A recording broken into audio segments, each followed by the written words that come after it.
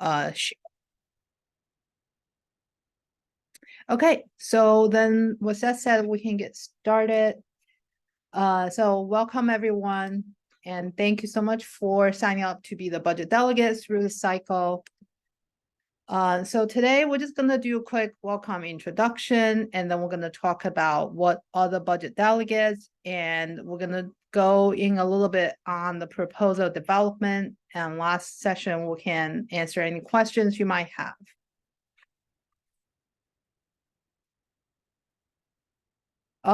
So what are the budget delegates?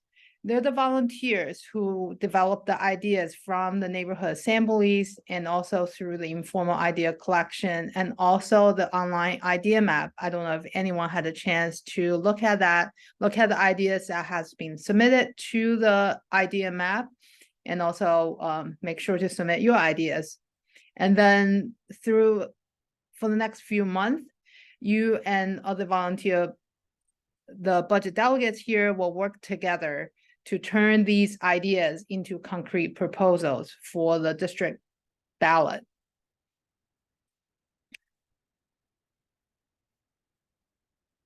And to the proposal development, the first phase will be preparing for the proposal development, which is right now, October to November.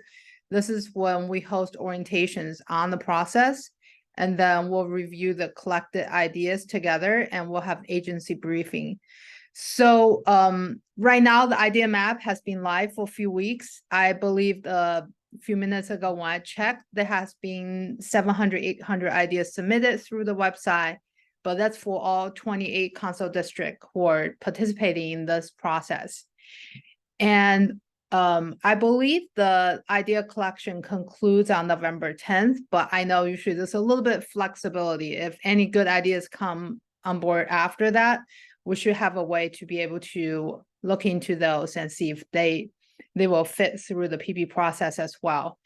And usually after the idea map collection concludes, we will receive a whole list of all the ideas submitted through that website to our office from council central office. And then I will share all of them with you all. Then you can go through all of them. And that's when you can decide which ones might be a good proposal for under the PB criteria and which ones might not. And to help you to filter these ideas, another important tool is to have agency briefings. So this will happen in the next few weeks. We're still waiting for the dates. So we'll definitely follow up once we have the dates. So this will be, last year, it was another Zoom meeting, and then all the budget delegates will be able to join and meet the agencies. Then they'll have representatives from each agency, like Department of Transportation, Department of the Parks and Recreation Department. And I remember there were folks from the libraries and also from the School Construction Authority. So then they will be able to answer your specific questions about certain ideas you have. Then this is a good chance to really talk to them and see if they think that's feasible to become a proposal on the ballot. And after these agency briefing, and once we have a list of the ideas, that's when the budget delegates can really get busy on narrow down the list of the ideas and developing the proposals. And then there will be 2 rounds of proposal submitting. So I believe the first round is due December 1st, and then the next round is January. And these days might be moved too, but we'll keep you posted when we have more information. And then the first round of the proposal will go to all the agencies, then they will come back with the agency feedback. So it will help you to see either you might have to modify a little bit, or some of them just might not really qualify for participatory budgeting. So we'll have more information on that. And then also throughout this process, if you have any questions, you can also always reach out to me or to Greg. Then we can also help to get the answers from the agency in between these meetings. And so this is what I was mentioning. After the agency vetting, then we're going to review the feedback, then we can revise the proposal, and eventually we'll have the final ballot project that will make to the ballot that will be voted in April. Oh, sorry about this one. Oh, sorry about the last slide. I'll change this a little bit. But this one is actually have the expos and vote. And this is when we can prepare for the project expo. Yesterday, I went to a school to speak to the civic class, and the students there are really excited to hopefully can develop some proposal that for their school. And this is when they can make the project boards, they can do the project expos, and then you can really advocate for the project you're really excited about. And then we'll also have the get out the vote and the vote week. And next year, the vote week is April 6th to the 14th. So please mark your calendar. And through this whole process, there will be support for all the budget delegates. Either you are the first time participating in the participatory budgeting, or you're returning budget delegates from last year. You will have the support from the council member office staff. So that generally will be me and Greg, but just reach out to us anytime. So we'll serve as a liaison between you guys and also the agency representatives, and we can help you to get feedbacks on projects and ideas. And then the other form of support is from the agency representative. Then this is during the agency briefing, they'll present the briefing overall of the agency and capital spending plans during the agency briefing. And then they will help with review and vetting the proposals for eligibility and provide cost estimates. And I'll turn to Greg from here. Absolutely. So in terms of the budget delegates and how you all are organized, one helpful way of doing it is based on sort of the subject matter of the projects that you will be helping to propose and develop to submit for the agencies to vet. So these are just some examples of how you can organize yourselves. One, you don't even have to do any sort of committees. If you all want to work collaboratively together on all the projects and all the proposals, you're more than welcome to do that. But this is just a helpful way of thinking about it, because it can help to kind of silo things and delineate things. And you can get to know folks in the, as your fellow budget delegates who are interested in similar sorts of projects as you. So, there's things like street transit and safety, schools, parks and rec, etc. That you all can see here. So in terms of the eligibility, I know we had chatted about this in the neighborhood assembly that you all came to a week or two ago.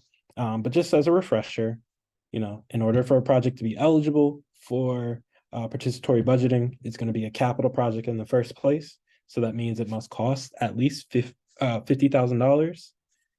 We have a cap of projects being no more than $1 million. It must have a 5-year lifespan, unless otherwise indicated, which is for technology projects via the school construction authority. It has that 3-year lifespan because we know what happens with technology after about 2 or 3 years. And finally, like I kind of said, these are capital projects, so they involve the construction, reconstruction, or installations in and around public spaces. So we're not going to be handling anything service related. So they must also serve a public purpose. And what that means is they must be owned by the city. And so that means the space that we're building something, it can't be owned by a nonprofit, a religious organization, a co-op, etc. Because as we've been kind of saying, the projects are going to be channeled through city agencies for vetting. And so the only way to build things here and get their approvals is if those properties are city owned. So some things that are not eligible, just to give you some examples, because there are a few things that sometimes seem like they don't necessarily qualify as a capital project, but also don't necessarily, sometimes seem to qualify as an expense or some sort of service project. So these are preventative maintenance programs. So painting or cleaning or replacing supplies, minor renovations of offices, limited to sort of aesthetic work. And they don't necessarily replace the building systems, any sort of supplies, inventory, or low cost equipment like trash cans or furniture. These are things that unfortunately are not going to be eligible for the purposes of the participatory budgeting exercise. So here's some things that may come up as you are going through the process, and things to be aware of as you are developing your proposals. Agencies may reject phasing or bundling projects. So let's say you want to completely redo a wing of Elmhurst Hospital. That's a big project, and that might be done in phases. Agencies don't necessarily want to see that or want to do that. It may happen, it's just may reject it, but I would say that can create hurdles. Also bundling projects. So maybe us as a council member office wants to pursue a certain project, and so PB is kind of helping with that. It can work, but that's something that needs to be discussed with the agency. And so be aware of that as you're thinking through your projects. It's possible, and I know I had mentioned last week that there can be some level of collaboration, but let that be the exception, not the rule. Proposals could be extensive, and that may create some difficulties in the agencies coming up with a cost estimate, especially if it involves multiple, maybe it's a pretty expansive project. Multiple agencies may need to get involved, but usually we're going to be sticking with one single agency. So there may be other aspects that raise costs or make a project ineligible, such as engineering standards, and the agencies will conduct feasibility studies before even approving projects. So that's why we need to submit them for vetting. Some ideas may require some expense funding for maintenance or salaries. Let's say we wanted to, do some renovations in a park, or build, a small park, and you need a maintenance staffer to be able to make sure that it's clean, etc. So keep that in mind when you're proposing projects, that things may require expense funding, which is not covered under participatory budgeting, but is something that us as a council office can provide. But it can be a challenge when talking with the agencies about your projects. So there's a wide variety of resources in order to assess these needs and prioritize certain projects. I know we kind of, in a few of the neighborhood assemblies, I kind of touched on this, like, you have the idea map. How do you, understand what projects the community wants, what projects do they not want? So there's a variety of tools. So there can be maps of social and economic indicators. And you can, use Google to find out, all right, so, what are the health indicators that are happening in Jackson Heights and Elmhurst? What are the, school outcomes, etc. And you can play around with some of those indicators and see, okay, maybe there's a need for more healthcare places of service in the community. And maybe that can lead to a certain project that is pursued. You can also do field research. You're more than welcome to just kind of walk around the neighborhood, visit a few sites. I know you all are community members, but maybe if you want to reacquaint yourself and just take a nice stroll on a nice day, not today where it's randomly cold. So feel free to just do some field research, take some site visits. and see what the needs are.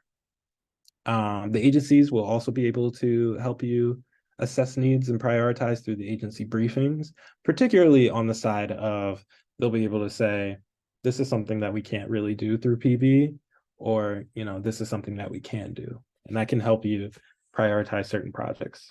We'll also provide you with an idea ranking tool that you could utilize on the next slide. So this slide right here, it has a few questions. It has a standardized rubric where you use a scale to be able to rank, all right, is there a high need for this project?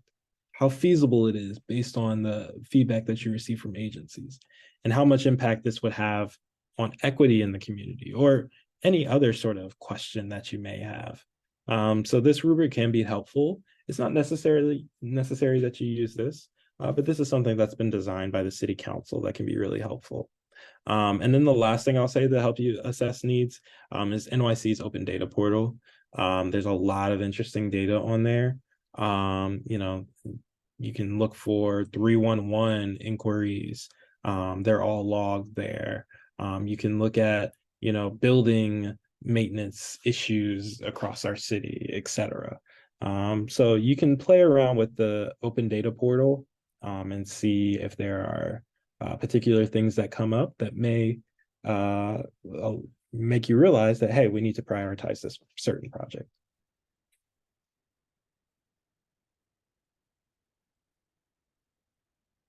I'll hand it over back to you, Waylai. Okay, great. So I hope that was helpful, and we'll have, after this one, we'll have a Q&A session. And then, of course, throughout the next few months, then the end results will be next April 6th to the 14th. Then we'll do the vote. And that's also, we can talk about this later as well. So budget delegates help to develop these proposals. But when the April is here, we also need the help to man the polling sites. We set up several polling sites last year, and not last year, I mean last April. So we probably will do the same in the coming April. So hope more folks can come out to vote. Yeah, I think that's it. So right now, I guess we're just open to the questions. I'm going to stop the recording here. And then if anyone has questions, feel free to raise your hand. Then we have a small group, so should be able to be easy to just speak if I have a question.